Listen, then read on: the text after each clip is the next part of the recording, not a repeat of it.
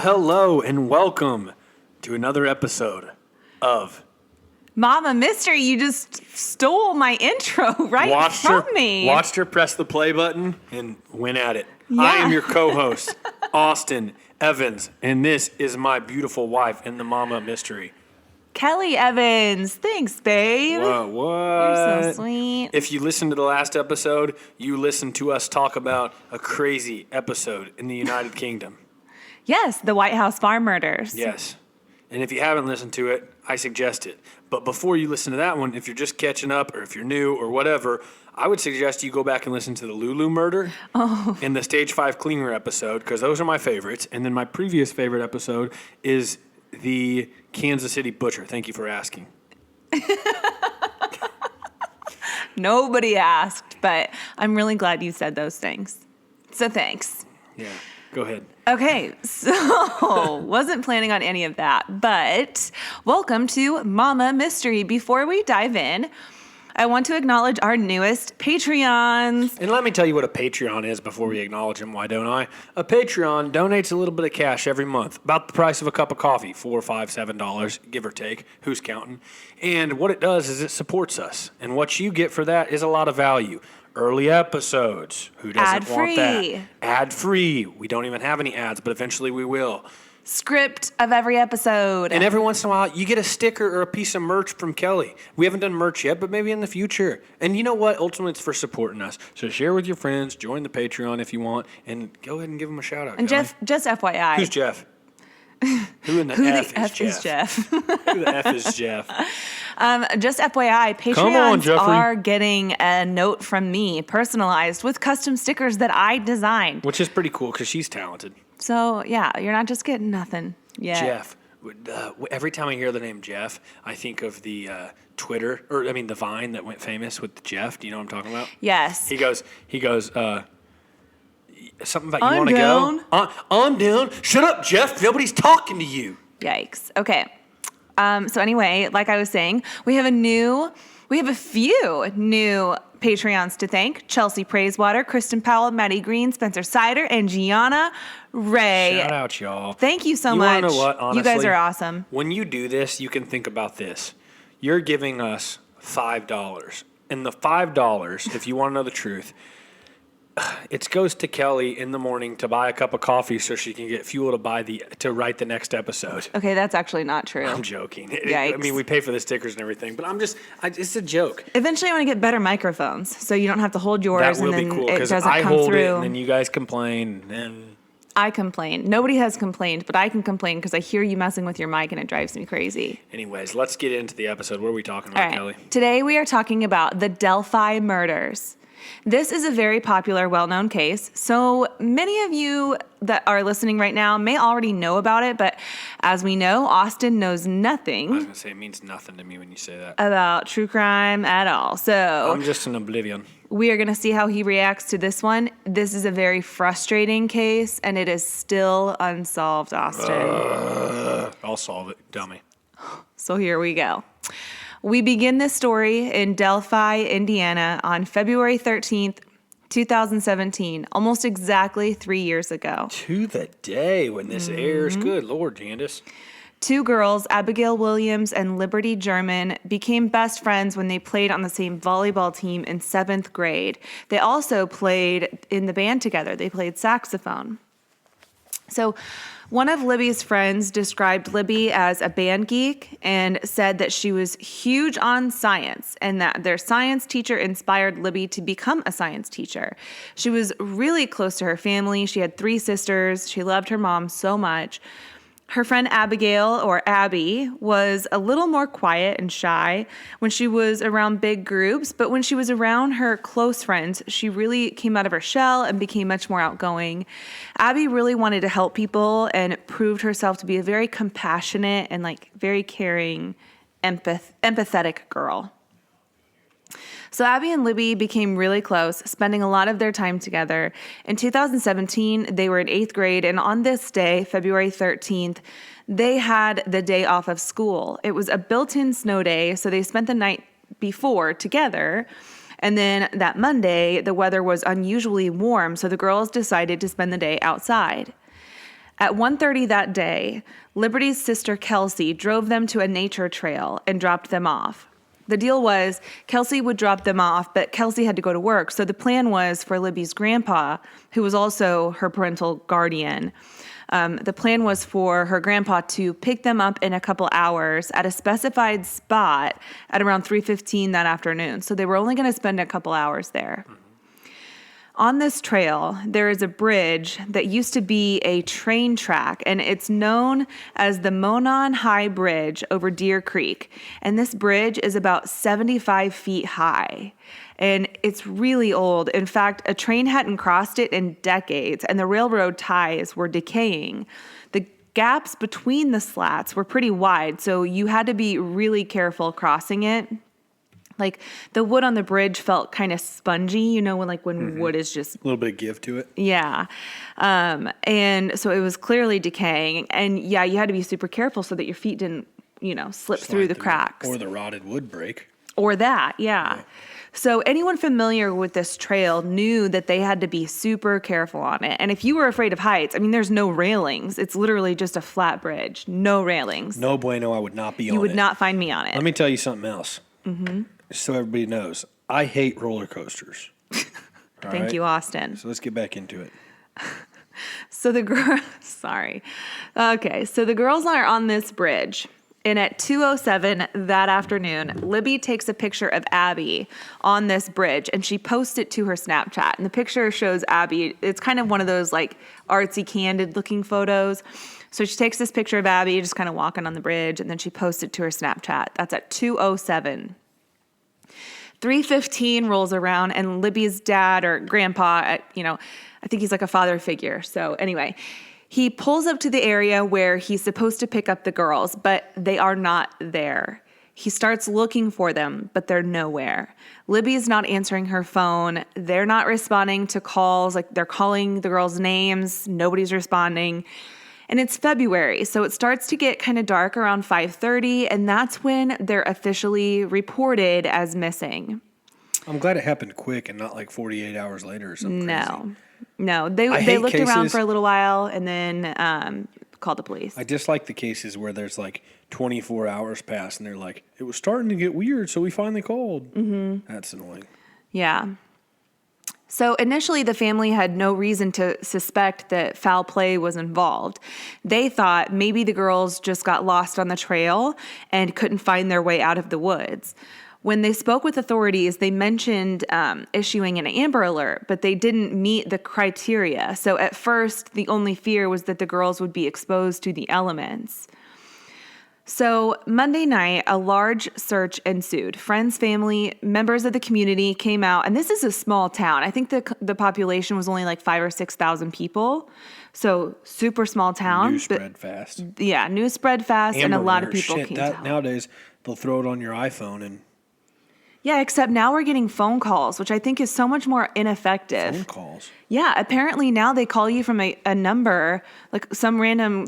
I think Kansas City number is what we get. And that's how they're alerting. Someone just said that to me at work the other day. I was like, well, that's not effective because I don't answer calls I don't recognize. That's weird. It was way more effective when you were like in a public space and everyone's phone started going off and you knew there was an Amber Alert. That's interesting. But anyway, that's another story for another day. So anyway, everyone is searching for the girls. They searched until midnight that night. And by then, they had to stop the search because it was so dark and they didn't have the right resources to continue searching. Even at this time, though, they still didn't suspect any immediate danger or like foul play. They just thought the girls were truly lost. See, what are your thoughts on that? Well, my thoughts are it's a huge park. So I'm trying to think, these 7th or 8th grade girls, I'm trying to think of what would be relative. So my guess is something maybe like Krug Park, but which still isn't really that big. But I know like if you get lost on those trails, there's like dirt trails. I mean, maybe it is easy to get lost. However, if you have that many people shouting your names, you'd think eventually you would come across the girls if they're just lost. Yeah, I don't know. I guess thinking that they're 7th or 8th grade in a park, okay. But it would have to be like a conservation area in like a lot of acreage, not Yeah, a and I park. think it was. I think it was a pretty big park. But as a mother, though, I mean, I would be super scared. I'd be suspecting foul play of some sort. Yeah, or just something's not right, something's not okay. There is a sense of urgency. We must find them. It's not Right. just about weather, it's about their well-being. Right. So the next day was Valentine's Day. The search resumed with the same friends and family, and now the police were there helping with canine units. Even dive teams came out to help the search. Finally, though, around noon, one of the volunteer searchers found the girls only about 30 feet from the bridge.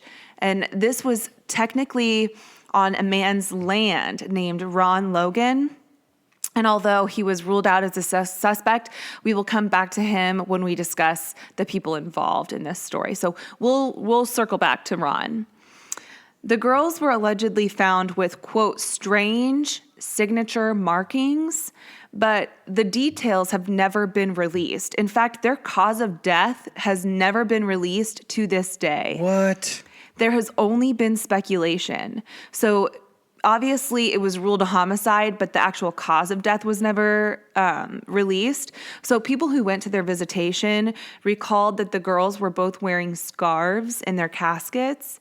So it's easy to then assume that maybe the girls were strangled or their throats had been cut, but that is just speculation. It's never been confirmed. And they both had these markings? Yes, they both had scarves on. We don't know of any markings. We just know that they had scarves on. So maybe those scarves were placed on the girls to cover something up. Okay. So I don't know. It's just so bizarre to me that no other details were ever released. However, that night, the night of the 15th, just one day after the girls were found, when I say that night, I meant to say earlier, autopsies the next day proved that the manner of death was homicide, but everyone already knew that, I think. So anyway, the night of the autopsies was the 15th, just one day after the girls were found, and police released a photo of a man who appeared to be walking on the high bridge that day. And the photo shows a man in blue jeans and what appears to be a brown hoodie with a dark blue jacket over the hoodie, and his hands were in his front pocket, and it looks like they're either in his jean pockets or in the pocket of his hoodie. But anyway, the police tell the public that they just want to speak to this guy, but at the time did not call him a suspect. The next day, the 16th, police serve a search warrant at a home on Bicycle Bridge Road. And they did this because of a tip that they received, but the search turned up nothing and no arrests were ever made. And I'm not sure whose house it was that they searched, but I did look up Bicycle Bridge Road in Delphi, Indiana, and this road lines up and kind of intersects with the trails. So I'm inclined to think that this warrant was at Ron Logan's house, who I mentioned earlier. Ron Logan was cleared of having any involvement in the girls' murders, but the interesting thing here is that he was on probation for DUIs and only had a month left on his probation.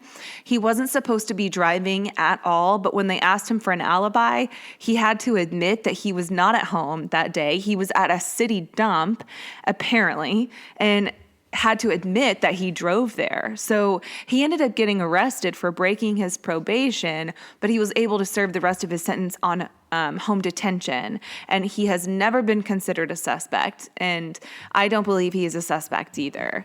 But it's just one of those things where he is, just a crappy situation. These girls are found on technically his property, even though it is part of the trail.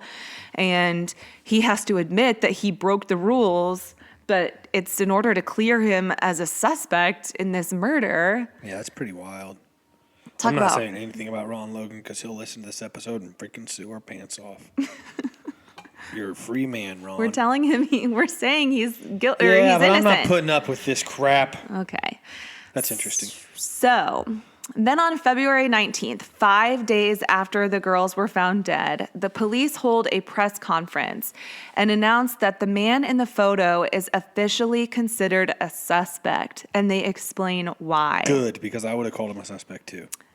Babe, the photo of this man came from Libby's phone. When the girls were on the bridge... I just got the goosebumps, everybody. When the girls were on the bridge, they got creeped out by this man who appeared to be following them. And Libby loved true crime. Oh, I got the freaking goosebumps. I know everybody else does too, so I got to tell them. Yeah. So, like I was saying, she loved true crime, and she actually had the frame of mind to take a short video clip of this man approaching them on the bridge. Then she put her phone in her pocket while it was still recording. What? And apparently there is a ton of video footage that the police have not released that includes a lot more. But I'm only going to play an audio clip that they pulled from her phone that was extracted from this private clip that nobody else has seen. So what I'm going to play is just the audio that they released. And just to clarify, the video clip is of the man walking on the bridge towards the girls. And the audio clip is when he's clearly much closer to them and he orders the girls down the hill. What?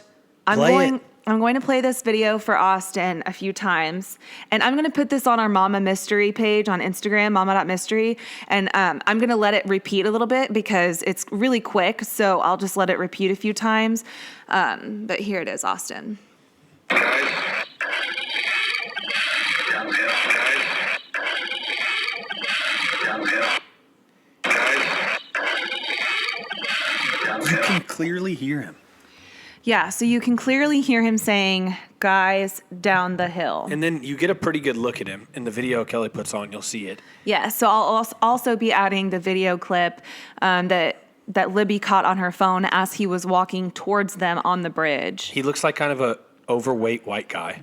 Yeah, and he's... I don't know. It's hard to... You just have to see it yourself. 100% a suspect. Oh, for sure. They're very confident that this is the guy. And I think from the way they explained it, that, you know, they had more footage.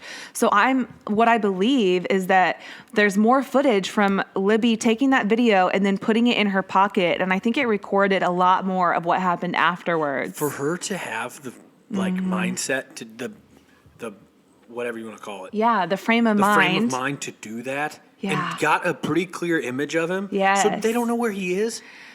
No. Okay, so Indiana State Police Captain David Burston said that they actually have more footage from Libby's phone, but it will not be released to the public. From what I understand, it's not uncommon to hold on to details of a crime so that a potential criminal will then admit something that only they would know and essentially like incriminate themselves or prove their involvement.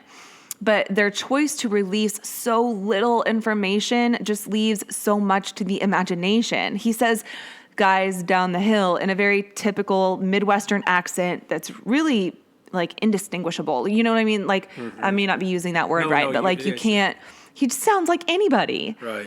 So, well, and like if you got to get on and see the video, go to the Instagram and watch the video because it's like he's just kind of a average American looking dude, but like to have this much intel and not be able to have a lead on him. So they didn't have any lead on him eerie. at all. Well, I'll kind of talk about that, but as of right now, no, nobody has been arrested.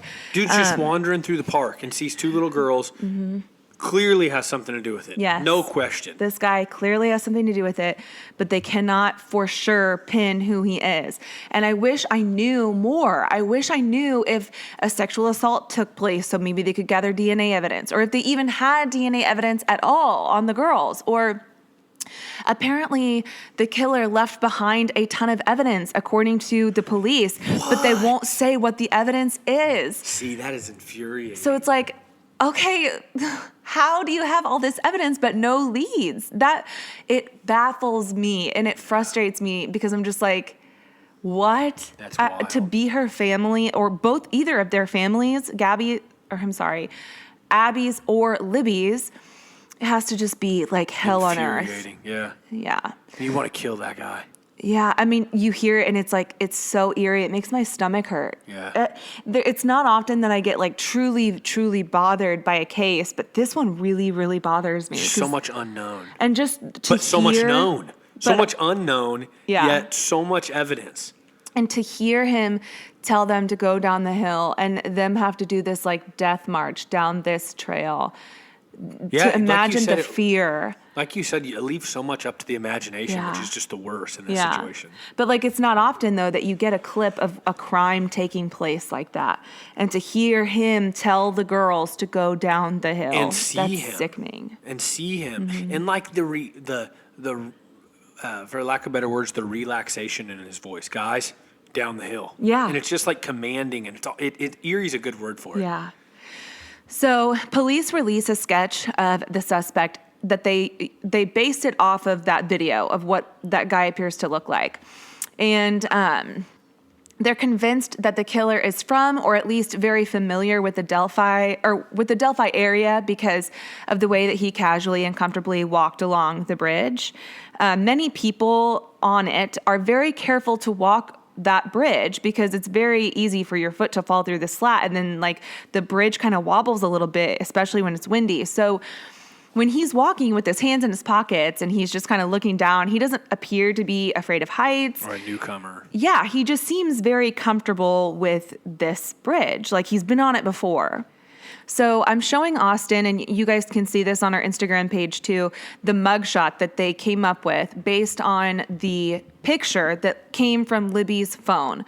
And it does kind of look like, yeah, this looks pretty accurate. It would make sense, but at the same time, it's so much unknown. But yeah, it would make sense. Yeah, and when I always have a hard time looking at sketches and really placing a guy because I'm obviously I never know anybody that's in a sketch, but then when other people come forward and you compare them, that's when it's kind of interesting. So anyway, the first sketch that the police reveal is of a man in a cap, and he appears to be a little older, like maybe he's nearing his 40s. The second sketch that they release is someone who appears to be a bit younger, and he's clean shaven, and you see his hair, and he doesn't have a cap Looks on. nothing like what I would expect. Looks a little, yeah, and he doesn't, and I'll post this to the Instagram page too, but he doesn't look like the person in the jacket. He looks whatsoever. Yeah, like the other guy, the other sketch looked a lot more accurate. So That's exactly back to what I said of like, man, how do you sketch? Like, it doesn't look very good. Like, how do you depict something that's so blurry and so far? yeah, exactly. I mean, how do you really come up with details? So anyway, it's estimated, or they estimated, that the killer was between 18 and 40 years old, and almost 10,000 tips poured in shortly after the murder, and the reward grew to $100,000 for any tips leading to an arrest, which actually later doubled to over $200,000. But this garnered like national attention. So anyway, residents were cautioned not to harass or accuse anyone that they suspect may be involved or may be accused, like through rumors or hearsay. Because you have to remember, this was a really small town, and everyone was on edge, not knowing who did this or if their kids were safe. So by February 23rd, 10 days after the girls were murdered, the FBI took over the hotline for tips, but months would go by with no new leads in the case. Then on September 27th of 2017, in El Paso County, Colorado, a man named Daniel Nations was arrested for allegedly threatening people with a hatchet on a Colorado trail. 2 weeks prior to that, a bicyclist was shot to death while he was on the same Colorado trail, and they couldn't figure out who did it. Daniel was arrested while he was driving a vehicle with expired Indiana license plates and was immediately linked to the incident with the hatchet. So a little bit about him. Daniel Nations is a registered sex offender and also has convictions for domestic battery and drug possession. In 2015, he had to register as a sex offender after he hid in the stall of a woman's restroom, peeping at women and pleasuring himself. He was later charged with some misdemeanors, and he also got evicted from his apartment. And from what I read, he had rented this apartment from his employer, and this employer did a interview with one of the local news stations. And he said that he got a really bad vibe from Daniel Nations, that he had like a really bad temper, and that when he got kicked out of the apartment, he like trashed the apartment, and he was just known to be kind of like a hothead. And he had a way of like introducing himself as this good, decent guy, ex-military, this and that, but then would show like his true colors, and it was just not Dirtbag. kind of a dirtbag. So then in June of 2017, Daniel Nations registered as a homeless sex offender. And when you're a homeless sex offender, you have to check in every single week because you don't have an address that keeps track of you. So you have to actually go and check in with like, it's kind of like a probation officer, I guess. So at the time of the murders, he was homeless and said he was living under bridges in Indiana. And he was very punctual about his check-ins. He was always checking in, always on time. In fact, he checked in on February 14th, the day the girls were found. In Indiana? In Indiana. But by April, he stopped checking in, and it wasn't until a few months later that the police released the sketch of the suspect in the Delphi case. Well, the sketch looks like a perfect sketch of Daniel Nations. No way. That's him. Holy shit. You cannot tell me this is like not the most eerily similar. I've never seen a sketch look more like a suspect in my life. Oh my gosh, the far apart eyes, everything. The mouth, the nose, the shape of the nose. All of it. That is wild. Literally looks just like him. And I ended up reading some interviews because, of course, Daniel Nations claims his innocence. Why wouldn't you? And he says that there's just too many things that don't line up. Like, for example, he's ex-military, so he would never let his hair grow shaggy like that. Well, first of all, he was homeless for a long time. Secondly, when you look in the picture, it doesn't even look, I mean, you can't hardcore say he has shaggy hair in the in the picture from Libby's phone. Yeah, in the video. Yes. And there's pictures of him, other mugshots, because he's got like 5 or 6. There's other mugshots where he does have longer hair. So, I mean, if that's really all he's got, it's not much. But the resemblance is uncanny. So his probation officer or the person he was checking in with, whatever, takes note of this, and an investigation begins on just who Daniel Nations really is. After the whole incident in Colorado, Indiana investigators come out and say that he is a person of interest, but they don't come out and say that he's actually a suspect. They say they can't rule him in and they can't rule him out. But then on the 1-year anniversary of the murder, police come out and say that Daniel Nations is not someone they care about anymore and crossed him off their list. Man, how? I wish they'd share more. I know. I wish that too. I wish they would share more because I don't understand how he can look so much like the sketch, and he was in the area and he has all like a criminal history. Like, it seems like it all ties up or, like makes sense, but Right. How does it not? I don't know.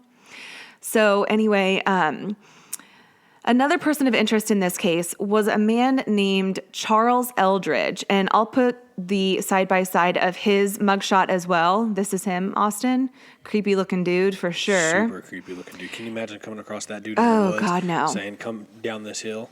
Yeah, and he doesn't resemble the sketch as much as Daniel Nations does, but he does look does a little resemble it. heavier set. Yeah, he resembles it, but he also looks a little more heavier set, kind of like the guy on the bridge. Yep, I agree. So like I could see how his make would make sense. Agreed. But Charles Eldridge was arrested on January 8th of 2019 during an undercover sting operation in Union City, Indiana, because he went to meet with who he thought was a 13-year-old girl, but was greeted by an undercover cop instead. Oh, man, I'd like to take a baseball bat to those type of people. Oh my gosh, right? Ugh, me too. And he admits to the police that he's had multiple Run-ins. interactions with 13-year-old girls. Fucking sick. Yeah. Oh, that's so gross. Yeah. So, but he was only linked to the Delphi murders because of his resemblance to the sketch. So when his mugshot was posted on the news, viewers called into the tip line to suggest that he resembled the sketch. But when police looked into him, they weren't able to find any viable links to the murder of Abby and Libby. So 2 years have gone by. On April 22nd, 2019, Indiana State Police announced that they were moving the case in a, quote, new direction. They released the short video clip of the suspect walking along the bridge. That's the one we've been talking about, the one that will be on the Instagram page, in hopes that someone might recognize his gait. But even then, it's only like a 2-second clip. You see him take like 2 steps. And Right. part of it is like he's starting to change direction as if he's walking towards the girls. So you don't really get to see a whole lot of his gait. Whatever. I don't know. I wish they weren't withholding so much, but I trust that investigators know what they're doing. They're doing what they believe is best for the case. Trust the process, whatever. But to this day, now in 2021, no new suspects have been named in this case. So it continues to go unsolved. Since the murder, a nonprofit organization was created to celebrate and commemorate the lives of Abby and Libby, and plans to build a sports complex in their honor have come to fruition. The park is called Abby and Libby Memorial Park. It has baseball fields, playgrounds, and a stage for performances. Libby's sister Kelsey has become a victims advocate and works hard to keep her sister and Abby's memories alive. For more information on this case, there is another podcast called Down the Hill, and it dives deep, deep, deep into this case. They've got multiple episodes. I mean, it is deep. It's deeper than I ever wish to go on this podcast. So if you're interested in more information, because this is unsolved, go check it out. I wish I had more information on this or even a better ending, but I just don't because it doesn't really exist.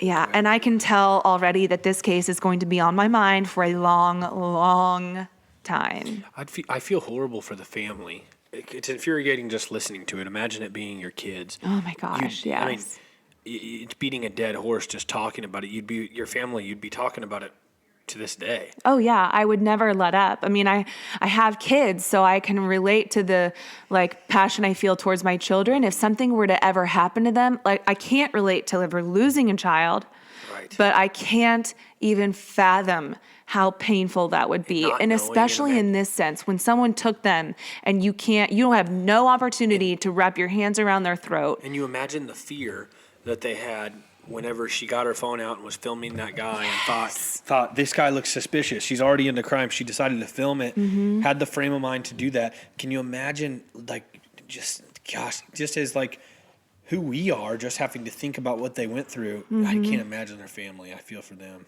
Yeah. It's a horrible, horrible If you would have told me case. that there was a case you were going to discuss that had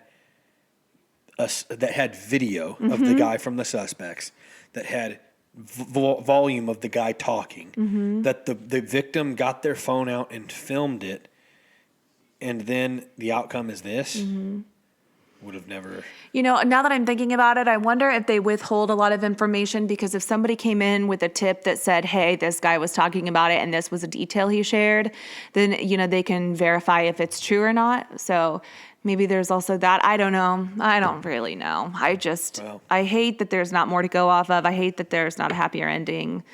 There's really no happy ending in a murder. I guess the only...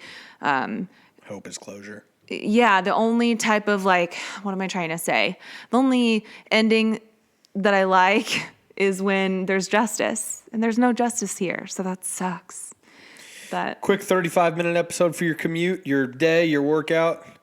Hope you enjoyed. yes, we'll be back on Monday, unless you're a Patreon. We'll see you sooner probably. Share so. this with a friend if you would. If you found it interesting, if you were entertained, it helps us a ton to get reach when you share it with friends, when you put it on your Yes. Instagram story, etc., etc., etc. I hate when people say Et that cetera. word. And mama, mystery. We out. Bye.